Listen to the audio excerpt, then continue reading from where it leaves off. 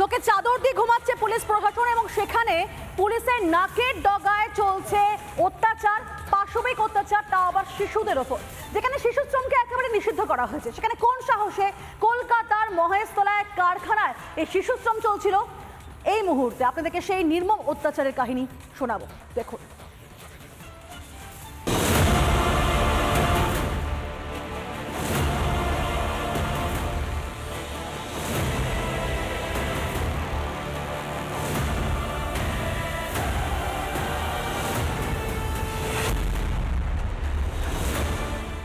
ফের নির্মমতার ছবি দেখল বাংলা। দক্ষিণ 24 পরগনার মহেশতলায় উত্তর দিনাজপুরের নাবালকের উপর নির্মম অত্যাচার। শিশুকে উল্টো করে ঝুলিয়ে বিদ্যুতের শক, মোবাইল চোর সন্দেহে এই অকথ্য অত্যাচারের ছবি ভাইরাল হতেই তোলপাড়। এই হচ্ছে সেই দড়ি, যে দড়ি দিয়ে হাত পা বেঁধে উপর দিকে একদম মাথা নিচের দিকে, পা ওপরের দিকে, এইরকম ভাবে সেই নাবালককে এভাবে কিন্তু শাস্তি দেওয়ার নামে এ ধরনের নৃশংস ব্যবহার করা হয়। যেখান থেকে ইলেকট্রিকের কানেকশন টানা হয়েছিল ইলেকট্রিক শক দেওয়ার জন্য। এটা হচ্ছে সেই বোর্ড এখান থেকে টানা হয় ইলেকট্রিক শক দেওয়ার জন্য। এই জায়গাতে এই যে বাস দেখতে পাচ্ছি, বাসের পাশেই আমরা দেখতে পাচ্ছি আটকানো রয়েছে এই তার এবং এই দড়ি, এবং এই দড়িটাকে সাপোর্ট দিয়ে বাঁধা হয়েছিল। শিশু শ্রম নিয়ে 2024-এ রাজ্য বিধানসভায় অনেক বড় কথা বলা হয়েছিল। খাতায় কলমে হিসেব আর বাস্তবের মধ্যে আকাশ পাতাল ফারাকের চিত্র ফের ধরা পড়ল।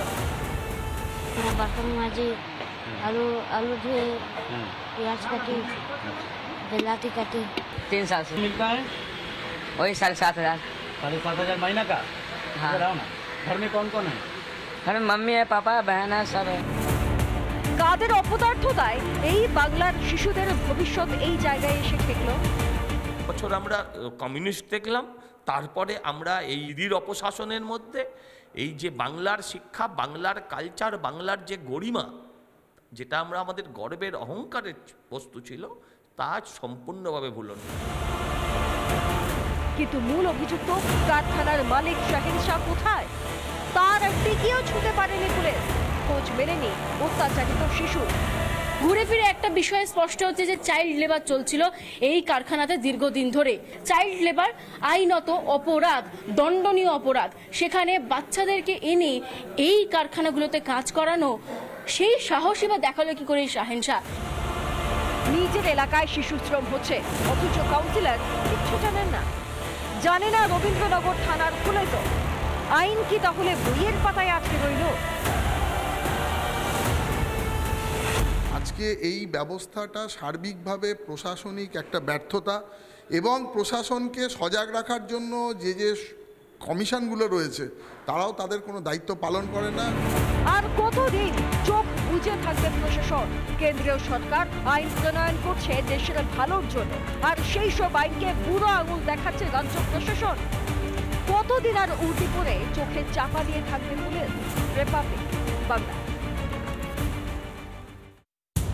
নানা ধরনের কন্টেন্ট দেখার জন্য লাইক করুন, শেয়ার করুন আমাদের ফেসবুক পেজ, সাবস্ক্রাইব করুন আমাদের ইউটিউব চ্যানেল। পাশাপাশি অন্যান্য ব্রেকিং নিউজের জন্য অবশ্যই চোখ রাখুন রিপাবলিক বাংলায়।